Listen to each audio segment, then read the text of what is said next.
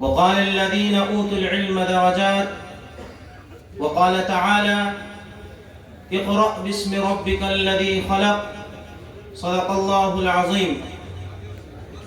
قابل صد اکرام و تکریم علماء کرام، مہمانان گرامی اور میرے معزز دوستوں، آج میں آپ حضرات کے سامنے جس موضوع پر لب کشائی کی جسارت کر رہا ہوں اس کا عنوان ہے مدارس کا دین کی اشاعت میں کردار. اس مقدس عنوان پر نہایت ہی اختصار کے ساتھ اپنی طالب علمانہ معلومات آپ حضرات کی سماعتوں کی نظر کروں گا.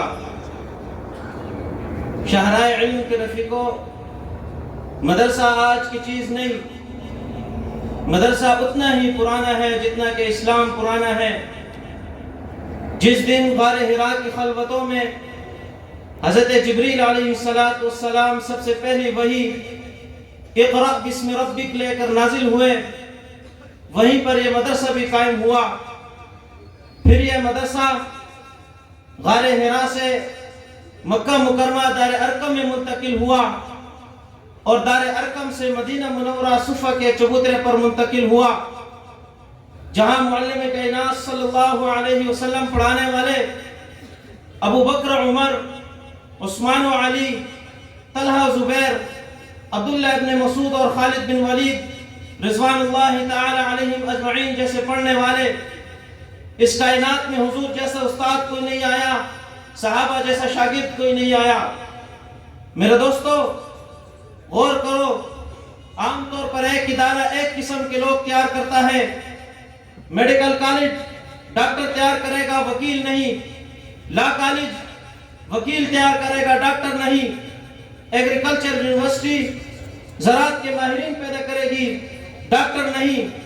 لیکن میں قربان جاؤں آقا صلی اللہ علیہ وسلم کے صفہ کے اس چبوترے پر، جہاں ایک ہی ادارے سے خلفائے راشدین جیسے امام نکلے، خالد بن ولید جیسا سالار، ابی بن کعب جیسا قاری، ثابت بن قیس جیسا خطیب، ابو ہریرہ جیسا محدث اور عبداللہ ابن مسعود جیسا فقیہ تیار ہوا. بلکہ جو جماعت تیار ہوئی ان کے لیے رب عز و جل نے رضی اللہ عنہم و رضوا عنہ کا اعلان بھی کیا. آج پوری دنیا میں جہاں کہیں کوئی مدرسہ ہے، صفہ کے اسی مدرسے کی شاخ ہے. میرے دوستو، مدارس اسلام کی قلعہ ہے، دین اسلام کے لیے پاور ہاؤس اور بیس کیمپ ہے. لیکن افسوس کے ساتھ آج کل عام طور پر لوگوں کا خیال یہ ہے کہ مدرسہ ایک خاص بلڈنگ کا نام ہے،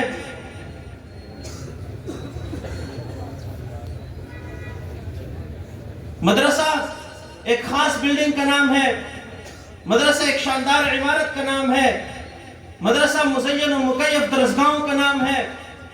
اور اسی وجہ سے وہ یہ بات سمجھتے ہیں اور کہتے ہیں کہ اگر مدرسے کی اس بلڈنگ کو گرا دیا جائے، اس عمارت کو گرا دیا جائے تو مدرسہ ختم ہو جائے گا، مدرسے کا نام و نشان مٹ جائے گا. لیکن ان احمقوں کو یہ بات معلوم نہیں کہ مدرسہ سنگ و خش کے ڈیر کا نام نہیں، مدرسہ فلک بوس عمارت کا نام نہیں، مدرسہ مزین مکیف کمروں کا نام نہیں. بلکہ میں کہتا ہوں کہ اگر ایسا ہوتا تو ہم ماں کی اس گود کو ولیل مکتب و مدرسہ نہ کہتے، جہاں بچہ شعور کی آنکھ کھولتا ہے، زندگی کی ابتدائی آداب سیکھتا ہے. اگر ایسا ہوتا تو ہم دیوبند میں واقع انار کے اس درخت کے سائے کو مدرسہ نہ کہتے، جہاں محمود نامی استاد نے محمود نامی شاگرد کو تعلیم دے کر ہزاروں مدرسوں کی بنیاد رکھی. اگر ایسا ہوتا تو ہم اس سادہ سے چبوترے کو مدرسہ نہ کہتے جو صفہ کے نام سے مشہور ہوا. تو پھر آپ مجھ سے پوچھ سکتے ہیں مدرسہ کس چیز کا نام ہے، مدرسہ کسے کہتے ہیں؟ تو میں آپ کو جواب دوں گا، مدرسہ اس چیز کا نام ہے جہاں پر انسان کو انسان بننے کی تعلیم دی جائے. مدارس انسانیت ساز ادارے ہے جہاں انسان سازی کا کام کیا جاتا ہے. مدرسہ اس چیز کا نام ہے جہاں سے عالم تیار ہو، حافظ، قاری، مبلغ، مصنف اور مجاہد فی سبیل اللہ تیار ہو. جی ہاں، مدرسہ اس چیز کا نام ہے جہاں سے شیخ الہند جیسے علمی شاہکار تیار ہو. مدرسہ اسے کہتے ہیں جہاں سے سید عطا اللہ شاہ بخاری جیسے عظیم خطیب تیار ہو. میرے دوستو مدرسہ اس چیز کا نام ہے جہاں سے مفتی محمد تقی عثمانی دامت برکاتہم العالیہ جیسے عظیم فقیہ تیار ہو۔ میرے دوستو مدرسہ اس چیز کا نام ہے جہاں سے میرے مربی، میرے شیخ،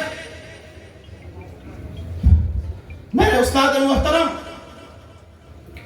ترجمان مدارس دینیا، قائد مدارس دینیا حضرت اقدس حضرت مولانا قاضی عبدالرشید نور اللہ مرقدہ جیسے عظیم بہادر، نڈر اور منتظم تیار ہو۔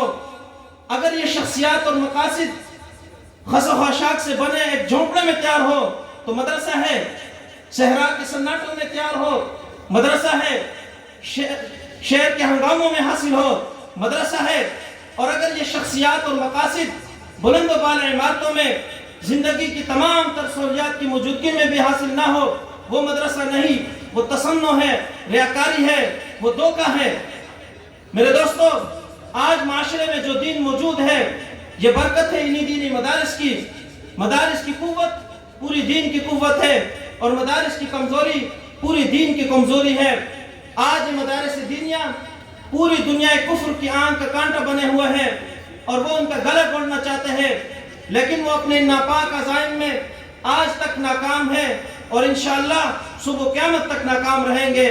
دعا ہے اللہ رب العزت اسلام کی ان قلعوں کی حفاظت فرمائے اور ہر قسم کی گمراہی اور فتنوں کی آندھیوں سے حفاظت فرمائے۔ وما علینا الا البلاغ المبین۔